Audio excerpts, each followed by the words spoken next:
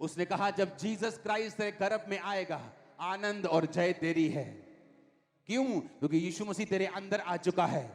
अगर आप पाप में हैं, यीशु मसीह को मान के भी पाप में हैं, आज तौबा कर लो।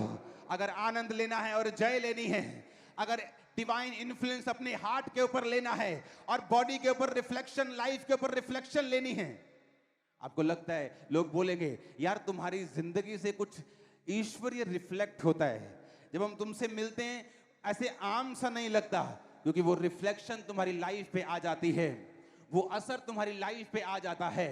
अब तुम ऑर्डिनरी एक आम व्यक्ति नहीं रहे, तुम एक खास व्यक्ति बन चुके हो, उसकी निज प्रजा बन चुके हो, याजकों का समाज बन चुके हो। लेकिन ये टाइमिंग कैसी थी? जब गर्भ में उसके परमेश्वर आया तो उसकी मंगनी हो चुकी थी, तो मंगनी से पहले आना चाहिए था। अब तो और मुश्किल है, क्योंकि बाइबल कहती है जिसके साथ मंगनी हुई वो शक करने लग गया कि ये तो व्यभिचारी औरत है, ये तो शादी से पहले ही प्रेग्नेंट हो गई। क्योंकि जीसस क्राइस्ट को एक्सेप्ट करना आसान नहीं है, उसको अपने गर्भ में लेके आना आसान नहीं है। वो कह सकती थी कि स्वर्गदूत प्लीज अभी मत करना ऐसा, अभी मेरी शादी होने दो, मैं अपने पति को बोल दूंगी मेरे पास ना आए जब तक ये वाला बेबी पैदा ना हो, देख मेरी बदनामी हो जाएगी, पूरी दुनिया मुझे थू थू करेगी, कोई मानेगा भला? ऐसा कभी कभी हुआ है दुनिया में कि कुंवारी अपने आप गर्भवती हो जाए परमेश्वर की सामर्थ्य से, आत्मा से? अभी रुक जा, अभी रुक जा, मेरी शादी टूट जाएगी, अभी रुक जा, अभी रुक जा, मेरी बेइज्जती होगी, मेरे पापा की बेइज्जती हो जाएगी, मेरे घर वाले क्या कहेंगे, मेरी लाइफ खराब हो जाएगी। उसने कहा तेरी दासी को तेरे वचन के अनुसार हो। जो लोग अपना आप छोड़ चुके हैं, जब आप जीसस क्राइस्ट को मानते हैं, अगर आपको अपनी इज्जत की परवाह है, आप उसको अपने गर्भ में नहीं लेके आ सकते। अगर आपको अपने परिवार की परवाह है, अगर समाज की परवाह है, अपने एरिया के सरपंच की और एमएलए की परवाह है, तो आप उसको अपने हृदय में नहीं लेके आ सकते, आप उसको अपने गर्भ में नहीं लेके आ सकते। आपको उसको अगर गर्भ में लेके आना है, अगर आपको उसको स्वीकार करना है, आपको परमेश्वर के वचन को मानना होगा, दलेर बनना होगा और यह सोचना होगा कि जो मरियम ने कहा कि मेरे जीवन में प्रभु के वचन पूरे हों, मैं प्रभु की दासी हूं। जब उसने दासी वर्ड यूज किया तो उस दासी का मतलब है कि पूरी बंधी हुई एक नौकरानी जो अपने मालिक से पूरी तरह बंधी हुई है और मालिक की इच्छा के बिना नहीं चलती। जो मालिक ने कह दिया पसंद आए चाहे ना आए, वो उसको पूरा करती है। आज लोग जीतना चाहते हैं। आज मैंने अमीरों की जिंदगी भी देखी है, उनके परिवारों में बहुत गरीबी है, आपस में गरीबी है, उनके आपसी स्वभाव में गरीबी है, वो खुश नहीं है पैसा कमा के भी, क्योंकि आनंद और जय परमेश्वर की ओर से आता है जिसका नाम प्रभु यीशु मसीह है। और वो किसी धर्म का परमेश्वर नहीं है, वो ईसाइयों का परमेश्वर नहीं है। उसने कहा अगर तुम मुझ पे विश्वास करोगे तो मेरी महिमा को देखोगे। उसने ये नहीं कहा अगर तुम अपना नाम जॉन और पीटर रख लोगे तो मेरी महिमा को देखोगे। उसने कहा मैंने तुम्हारे लिए जान दी, मैं मारा गया और गाड़ा गया और जी उठा, अगर तुम विश्वास करते हो मैं तुम्हारी जिंदगी में काम करूंगा। हालेलुया। उसने जीसस क्राइस्ट को एक्सेप्ट किया। अगर वो मना कर देती तो स्वर्गदूत उसके गर्भ को नहीं छू सकता था। उसने कहा ठीक है, मेरे जीवन में मैं प्रभु की दासी हूं, मेरे जीवन में परमेश्वर के वचन के अनुसार हो, यानी मैं सब कुछ सहन करने के लिए तैयार हूं। जब मैं जीसस क्राइस्ट को गर्भ में लूंगी, मैं सारे प्राइस पे करने के लिए तैयार हूं। वो जीवित परमेश्वर है, वो सर्वशक्तिमान परमेश्वर है, उसका एक प्राइस है, उसका एक मूल्य है। वो फ्री में तो है लेकिन ऐसा फ्री नहीं है जैसा आप समझते हैं। मेरी फैमिली ने मुझसे बात करनी बंद कर दी थी, रोज मेरे घर में लड़ाइयां होती थी, दोस्तों को मैंने छोड़ दिया था, कुछ लोगों ने मुझे छोड़ दिया और ज्यादा लोगों को मैंने छोड़ दिया। दोस्तों को तकरीबन सबको मैंने छोड़ा था कि मैं आपके साथ नहीं मिल सकता, आप शराब पीते हो, दारू पीते हो, अगर मैं आपके साथ रहा तो मेरी संगति बदलेगी नहीं, मैं चेंज नहीं होऊंगा। पूरी लाइफ मेरी चेंज हो गई, सारा एटमॉस्फेयर बदल गया। 2004 में मैं परमेश्वर में आया, नशे करने वाला था, पाप करने वाला, जुआ खेलने वाला था, सब तरह के गलत काम करने वाला था। लेकिन जब मैंने परमेश्वर को कबूल किया तब पहले लोग मुझे अच्छा बोलते थे, यार दोस्त अच्छा बोलते थे, जब मैं जुआ खेलता था, पाप करता था, वो अच्छा था।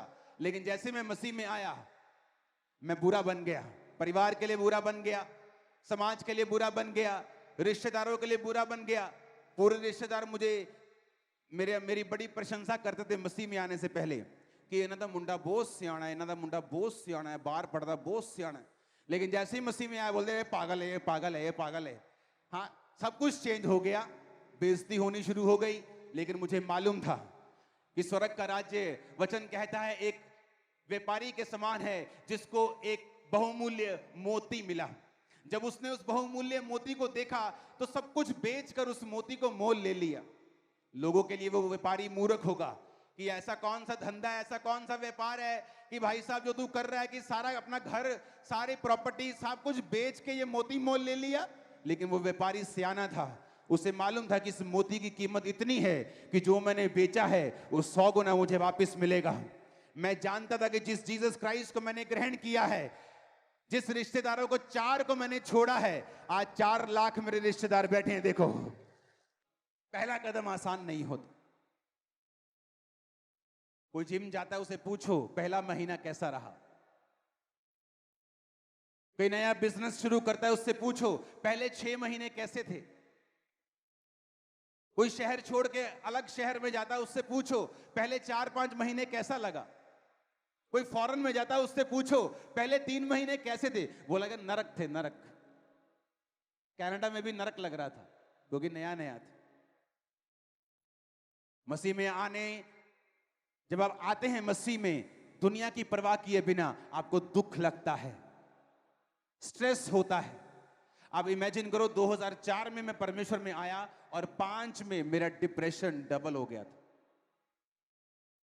और शैतान ने पूरी कोशिश की कि वो मुझे मसीह से हटा ले और ये बता के कि जब तू मसीह में आया है तेरी मुसीबतें और बढ़ गई।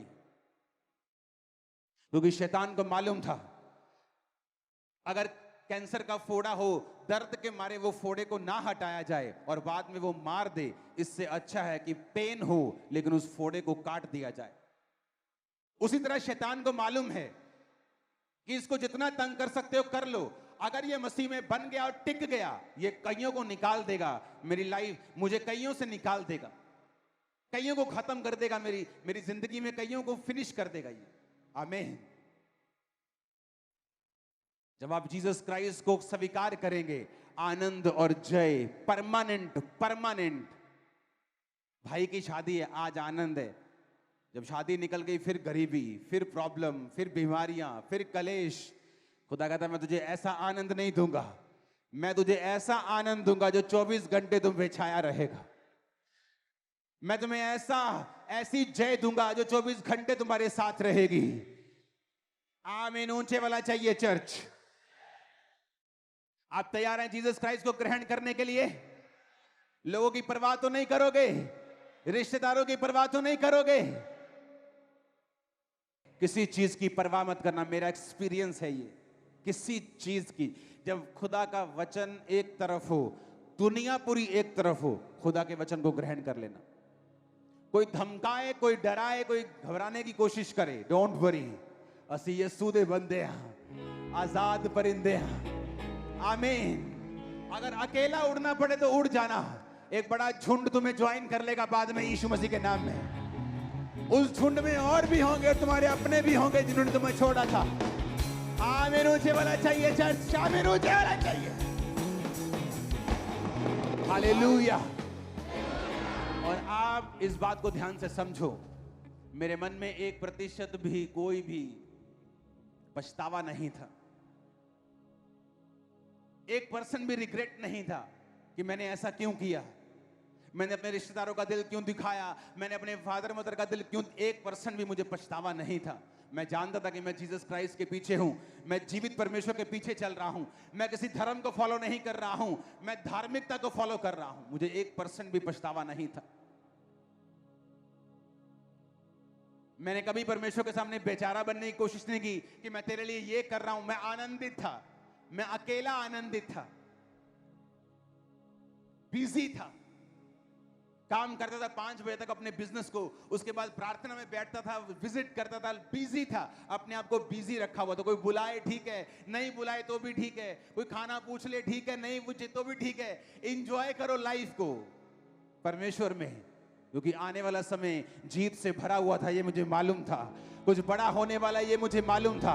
इतना बड़ा होगा ये तो मालूम नहीं था, लेकिन कुछ बड़ा होगा ये मालूम था। हालेलुया। इसलिए इसने कहा कि वो तुम्हारी एक्सपेक्टेशन से कहीं अधिक काम करता है। आमीन।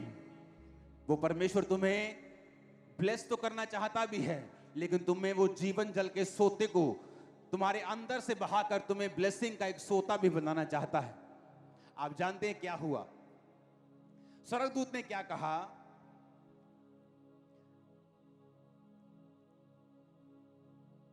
अब पढ़ेंगे हम 36 आयत को। उसे कहा स्वर्गदूत ने, देख तेरी रिश्तेदार अलीशिबा के भी बुढ़ापे में पुत्र होने वाला है। वह जो बांझ कहलाती थी उसका 6वां महीना चल रहा है, क्योंकि जो वचन प्रभु की ओर से होता है वो प्रभाव रहित नहीं होता।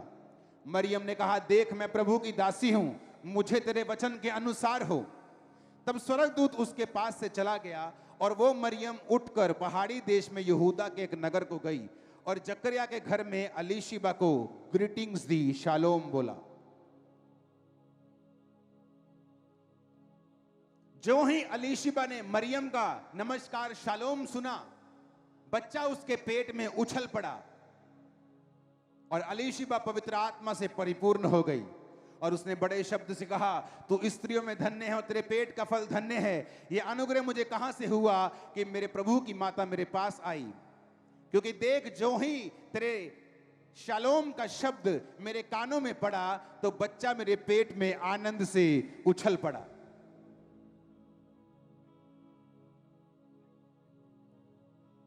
तारीफ करो जोर से जरा, इमेजिन करो कि मरियम, अब जैसे ही स्वर्गदूत ने कहा, मरियम प्रेग्नेंट थी सेम टाइम। उसने कहा तेरी रिश्तेदार है, उसके 6वां महीना चल रहा है। लेकिन वो पहाड़ी देश में गई और अपने रिश्तेदार को बेल मारी। जैसे वो बाहर आई उसने कहा शालोम, बच्चा ठुप, आनंद से वो उछल पड़ा। क्योंकि जब आप जीसस क्राइस्ट को अपनी लाइफ में लेके चलते हैं, आप लाइफ को बांटते हुए चलते हैं। जो लोग जीसस क्राइस्ट को स्वीकार कर चुके हैं और सचमुच यीशु मसीह का आत्मा उनकी जिंदगियों में है, अगर आप किसी ऐसे व्यक्ति के साथ बैठ जाएंगे, आपकी लाइफ, आपका बिजनेस जीवित हो जाएगा। आप किसी नशे वाले बंदे के पास बैठेंगे, आप उसके नशे को खत्म कर सकते हैं। आपके अंदर से बाइबल कहती है जीवन जल के सोता बहता है, क्योंकि जैसे ही मरियम का शब्द उसने सुना, उसका बच्चा पेट में उछल पड़ा। जो मूवमेंट नहीं कर रहा था उसको लाइफ मिली, वो आनंद से उछला, ताकि यूहन्ना को मालूम हो कि मां के गर्भ से ही मुझे परमेश्वर ने जीवित किया था, उसने लाइफ दी थी। आपके जीवन में जब परमेश्वर होता है, आपके गर्भ में, आपके लाइफ में जब परमेश्वर होता है, आप अपने बीमार रिश्तेदार के पास जब बैठते हैं, आनंद उसकी लाइफ में भी आता है। मुर्दा जिंदगियां उनकी भी जीवित होती हैं। आप जिस स्टेट में होते हैं, जिस देश में होते हैं, वहां के मुर्दापन को भी आप दूर करते हैं। यह परमेश्वर की मर्जी है क्रिश्चियन व्यक्ति के लिए। आप जब अपने फाइनेंस में होते हैं, अगर आप सचमुच पवित्र आत्मा को अपने अंदर लेके चलते हैं, आपका फाइनेंस कभी मरा हुआ नहीं रहेगा। आपके दोस्तों की लाइफ, उनके जीवन, आपके रिश्तेदारों के जो आपके वचन को सुनते हैं, आपकी गवाहियों को सुनते हैं, वो भी मुर्दा नहीं रहते हैं। ये परमेश्वर का प्लान है आप लोगों के लिए। वो आपको तो ब्लेस करना चाहता ही है, लेकिन आपको एक ब्लेसिंग का चैनल भी बनाना चाहता है कि आप जिस व्यक्ति के पास बैठेंगे उसकी पूरी लाइफ को आप चेंज कर देंगे यीशु मसीह के नाम में। आप अपनी सहेली के पास बैठेंगी, आप उसकी लाइफ को बदल सकती हैं। उसकी आत्मिक जिंदगी अगर मुर्दा है, व्यभिचार में है, पाप में है, आप उसको चेंज कर सकते हैं। उसके घरों में अगर बीमारियां हैं, आप चेंज कर सकते हैं। क्यों? क्योंकि जीसस क्राइस्ट आपके अंदर है।